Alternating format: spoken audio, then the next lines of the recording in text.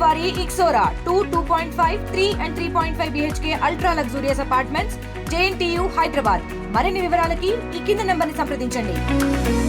ఆ ఎన్నికలో అచ్చాల వెంకటరెడ్డి గారు మా కార్పొరేటర్ని వైఎస్ఆర్ కాంగ్రెస్ పార్టీ అభ్యర్థిగా పోటీ పెట్టడం జరిగింది. 7 ఓట్ల మెజారిటీతో తెలుగుదేశం అభ్యర్థి గెలుపొందడం జరిగింది. దాని విషయం మీద మాట్లాడటానికి మీడియా ముందుకు రావడం జరిగింది. ఇప్పుడు మా అభ్యర్థిగా పోటీ చేసినటువంటి అచ్చాల వెంకటరెడ్డి గారు మీతో 4 మాటలు మాట్లాడతారు. మీడియా మిత్రులకు నమస్కారం. గుంటూరు నగర మేయర్గా పోటీ చేయడం నాకు అవకాశం కల్పించిన మా ప్రియతమ నాయకులు, మాజీ ముఖ్యమంత్రి వర్యులు, వైఎస్ఆర్ కాంగ్రెస్ పార్టీ అధ్యక్షులు శ్రీ వైఎస్ జగన్మోహన్ రెడ్డి గారికి, మరియు గుంటూరు జిల్లా అధ్యక్షులు శ్రీయుతులు అంబటి రాంబాబు గారికి, మరియు శాసన మండలి సభ్యులు శ్రీ లేళ్ల అప్పిరెడ్డి గారికి, మరియు మరో శాసన మండలి సభ్యులు చంద్రగిరి యేసరత్నం గారికి, మరియు మాజీ పార్లమెంట్ సభ్యులు గుంటూరు నరసరావుపేట పార్లమెంటరీ నియోజకవర్గ ఇన్ఛార్జ్ అయినటువంటి మోదుగుల వేణుగోపాల్ రెడ్డి గారికి, మరియు మా నగర అధ్యక్షులు శ్రీమతి షేక్ నూరి ఫాతిమా గారికి, మరియు నా సహచర కార్పొరేటర్లకు అందరికీ హృదయపూర్వక ధన్యవాదాలు తెలియజేస్తా ఉన్నాను. అదేవిధంగా ఈరోజు కార్పొరేషన్ ఎలక్షన్లో పోటీ చేసిన నాకు ఓటు వేసి సహకరించిన గౌరవ శాసన మండలి సభ్యులు శ్రీ లేళ్ల అప్పిరెడ్డి గారికి, మరియు చంద్రగిరి యేసరత్నం గారికి, నా సహచర కార్పొరేటర్లకు అందరికీ పాదాభివందనలు చేస్తూ ఉన్నాను. ఈరోజు ఎన్నిక మీరందరూ చూశారు. అప్రజాస్వామికం. కోరమిడి నరేంద్ర గారి ఎంపికే అప్రజాస్వామికం అని ఎందుకు అంటున్నానంటే, వాళ్ళకున్న బలం వచ్చేసి 10 మంది కార్పొరేటర్లు టీడీపీ, 2 కార్పొరేటర్లు జనసేన, మరియు ఎక్స్-అఫీషియో మెంబర్స్ 5, మొత్తం 17 మంది వాళ్ళ సభ్యులు. వైఎస్ఆర్ కాంగ్రెస్ పార్టీలో గెలిచినటువంటి 17 మంది సభ్యుల్ని అప్రజాస్వామికంగా కొనుగోలు చేయటం అంటే జనరల్గా ఏం చేస్తారంటే ఏదో మధ్యవర్తుల ద్వారానో ఎలానో కొనుగోలు చేస్తూ ఉంటారు. వీళ్ళు అలా కాదు. ఎమ్మెల్యేలే ఇళ్ళకెళ్ళి వాళ్ళ ప్రాధేయపడి కొనుగోలు చేసి సామధాన భేద దండోపాయాలు ఉపయోగించి ఈ రోజున కౌన్సిల్కి తీసుకొచ్చి మేయర్ ఎలక్షన్లో నిలబడటం. అదేవిధంగా అధికార పార్టీలో ఉన్నారు. అధికార పార్టీలో ఉండి కూడా క్యాంపులు ఏర్పాటు చేశారు. మేము ఏ క్యాంపులకి వెళ్ళలేదు. మాకు కూడా మీడియాలో ప్రచారం క్యాంపులకి వెళ్ళారని. మేము ఏ క్యాంపులకి వెళ్ళలేదు. మేము ఇళ్ళ దగ్గరే ఉన్నాము. స్వచ్ఛందంగా మా వైఎస్ఆర్సీపీ కార్పొరేటర్లు నిజాయితీగా స్వచ్ఛందంగా వచ్చి నాకు ఓటేయడం జరిగింది. మాలో ఇంకా 2 రాకపోవటం జరిగింది. అది అనివార్య కారణాల వల్ల ఏం జరిగిందనేది వాళ్ళు విజ్ఞతకి వదిలేస్తూ ఉన్నాం. అదేవిధంగా ప్రజాస్వామ్యంలో ఇలాంటి నైతిక విలువలు లేకుండా గెలవటం అనేది మంచిది కాదని మా అభిప్రాయం.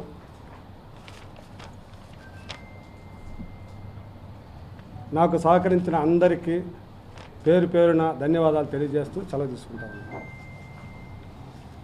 ముందుగా అందరికీ నమస్తే, అస్సలాము అలైకుం, వందనాలు.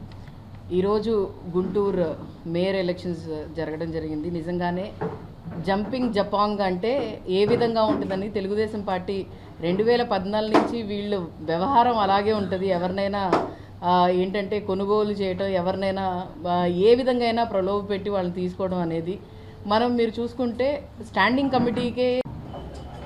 గుంటూరు నగరపాలక సంస్థకు చెందినటువంటి మేయర్ పదవికి అనివార్యమైన పరిస్థితుల్లో పోటీ జరిగింది.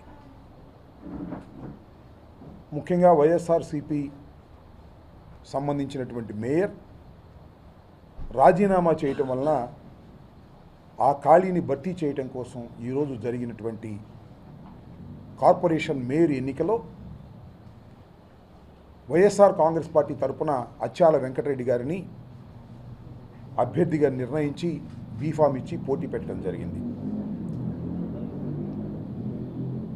అచ్చాల వెంకటరెడ్డి గారికి 27 ఓట్లు, ప్రత్యర్థికి 34 ఓట్లు రావడంతో తెలుగుదేశం కూటమికి చెందినటువంటి అభ్యర్థి మేయర్గా గెలుపొందినట్టుగా ప్రకటించడం జరిగింది. దీన్ని మేము ఒక అప్రజాస్వామికమైన అనైతికమైన కార్యక్రమంగా మేము భావిస్తున్నాం.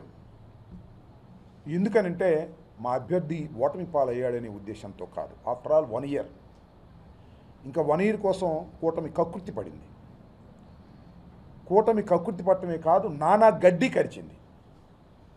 అనేక రకాల ఎత్తుగడలు, అనేక రకాల ప్రలోభాలు, అనేక రకాల ఆశలు కల్పించి ఈ 1 ఇయర్ కావలసినటువంటి మేయర్ పదవిని దక్కించుకున్నారు. వాస్తవంగా బ్రీఫ్గా ఒక చిన్న మాట చెప్పాలి. మొత్తం 57 డివిజన్లు కలిగినటువంటి ఈ కార్పొరేషన్ 2021 మార్చిలో జరిగినటువంటి ఎన్నికల్లో వైఎస్ఆర్ కాంగ్రెస్ పార్టీ 44 డివిజన్లు గెలుచుకుంది.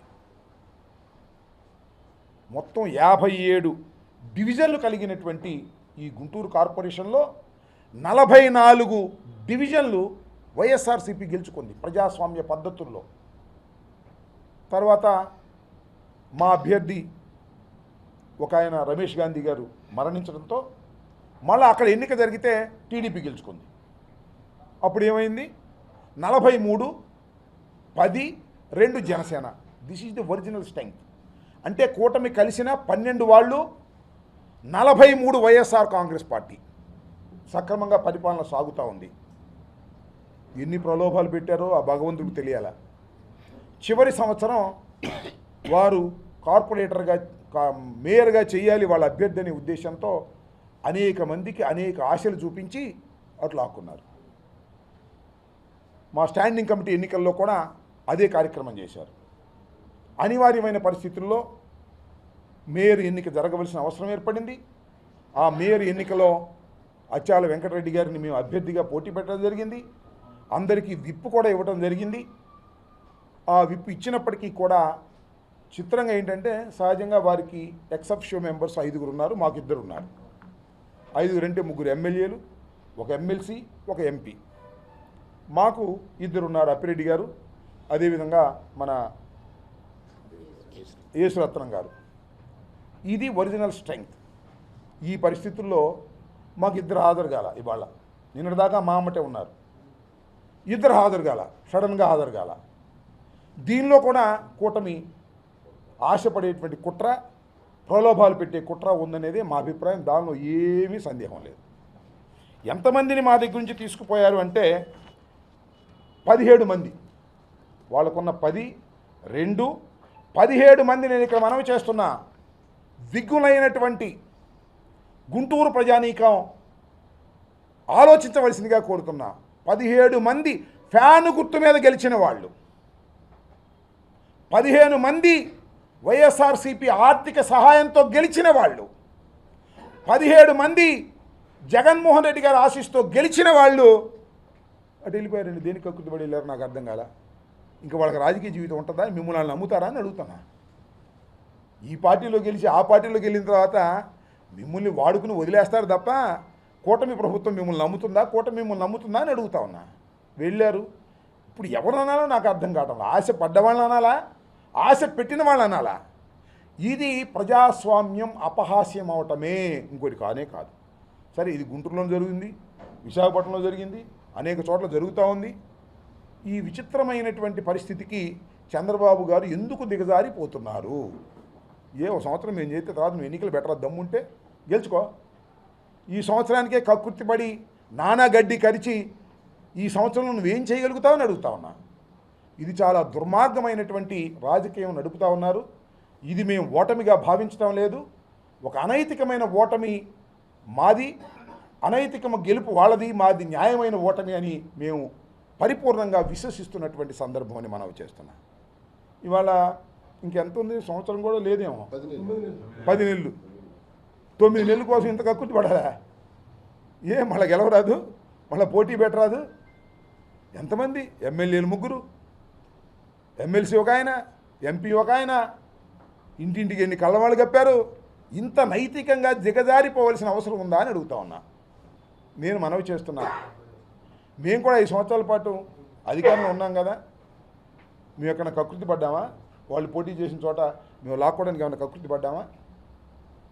స్థానిక సంస్థలు జరుగుతూ ఉంటాయి, అధికారంలో ఉన్న వాళ్ళే చలాయిస్తారు. మా మేయర్ అయినా కూడా మీ కమిషన్ అడ్డం పెట్టుకుని చేశారు ఇప్పుడు దాకా. మీ కమిషనర్ని కావాల్సిన వాడిని అక్కడ వేసుకుని అలాగే రాజ్యాధికారం చేశారు కదా మీరు. ఈవెన్ మున్సిపాలిటీలో కూడా, కార్పొరేషన్లో కూడా. ఎందుకు ఇలా కకృతి పడుతున్నారో నాకు అర్థం కావడం లేదు. ఇది చాలా దుర్మార్గమైనటువంటి చర్య. దీన్ని నేను ఖండిస్తున్నా. వైఎస్ఆర్ కాంగ్రెస్ పార్టీ పూర్తిగా ఖండిస్తుంది.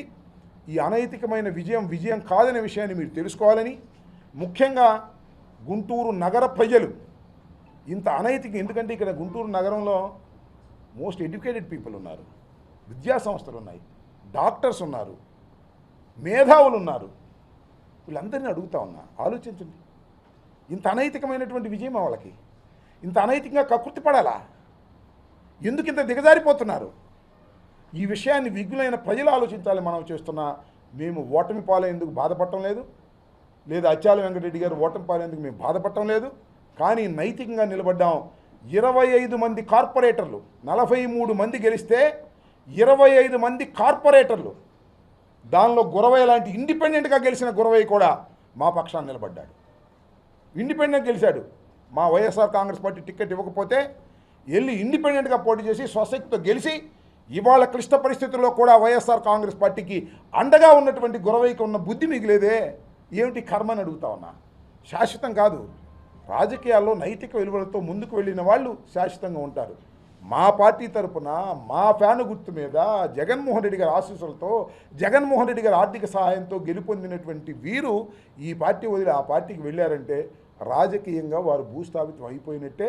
రాబోయే కాలంలో మనమే గెలుస్తామని కూడా ఈ సందర్భంగా మనవి చేస్తూ చివరిగా చెప్పదలుచుకుంది ఒకటే, అనైతికమైన విజయాన్ని మూటగట్టుకున్నటువంటి కూటమి ప్రభుత్వం రాబోయే కాలంలో మూల్యం చెల్లించక తప్పదు. ఓకే, జై జగన్. వాటి మీద పరిశీలన చేస్తున్నాం. వైఎస్ఆర్ కాంగ్రెస్ పార్టీ అధ్యక్షులు, మా రీజనల్ కోఆర్డినేటరు వారితో కూడా మాట్లాడి, ఇంతకుముందే కదా ఉదయం కదా జరిగింది, విప్ ఇచ్చిన తర్వాత కూడా మరి ఆ పార్టీకి వెళ్ళిపోయారు. దాని మీద మేము అధిష్టాన వర్గంతో మాట్లాడిన తర్వాత నిర్ణయం తీసుకుంటాం. నిర్ణయం తీసుకున్న తర్వాత పత్రికాముఖంగానే ప్రకటిస్తాం. ఓకేరా? సరే, ఇప్పుడు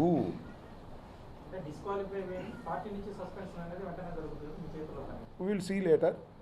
మార్నింగే జరిగింది, ఇవాళ ప్రెస్ మీట్ పెట్టాం. ఫస్ట్ రియాక్షన్ ఏదైనా హైకమాండ్తో సంప్రదించిన తర్వాత, మాకు రీజనల్ కోఆర్డినేటర్ గారు ఉన్నారు, మాకు జనరల్ సెక్రటరీ గారు ఉన్నారు, జగన్మోహన్ రెడ్డి గారు ఉన్నారు, రేపు జగన్మోహన్ రెడ్డి గారు వస్తున్నారు. వాళ్ళతో మాట్లాడిన తర్వాత మా నిర్ణయాలు ఏమైనా ఉంటే మీకు తప్పనిసరిగా ప్రకటిస్తాం. మరిన్ని వీడియోస్ కోసం ఛానల్ ని సబ్స్క్రైబ్ చేయండి. లేటెస్ట్ అప్డేట్స్ కోసం వాట్సాప్ ఛానల్ ని ఫాలో అవ్వండి. ఆ లింక్ డిస్క్రిప్షన్ లో ఉంది.